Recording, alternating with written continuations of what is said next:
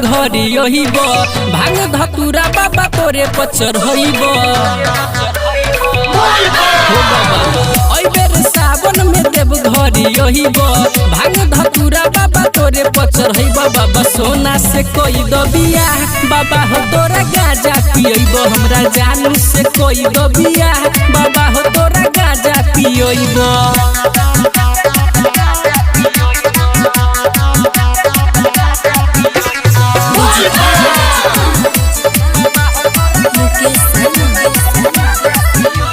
हमरा पसुना हो भोला बाबा कद अते उपकार हो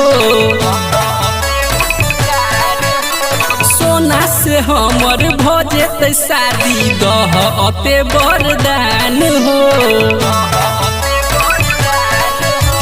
हमरा पसुना हो भोला बाबा दह अते तू ध्यान हो सोना से हमर भजेत शादी दह अते वरदान हो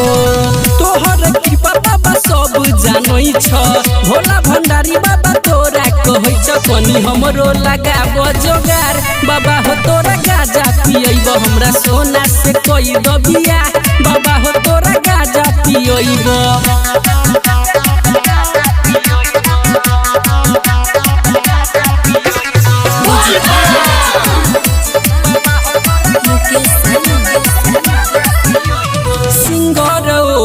सुना हो बाबा तोरे पास लगैने छ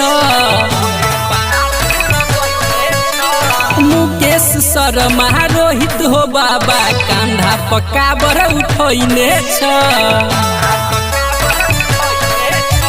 सिंगर ओम सुना हो बाबा तोरे पायास लगैने छ मुकेश शर्मा रोहित हो बाबा कांधा पकाबर उठैने छ करै छी बाबा हम सोना से प्यार हो जानू के बिना है तो जिंदगी बेकार भोला कह दयते उपकार बाबा हो तोरा गाजा पियब हमरा जानू से कोई दो बियाह बाबा हो तोरा गाजा पियब मां शारदा रिकॉर्डिंग स्टूडियो हनुमान चौक गाढ़ा।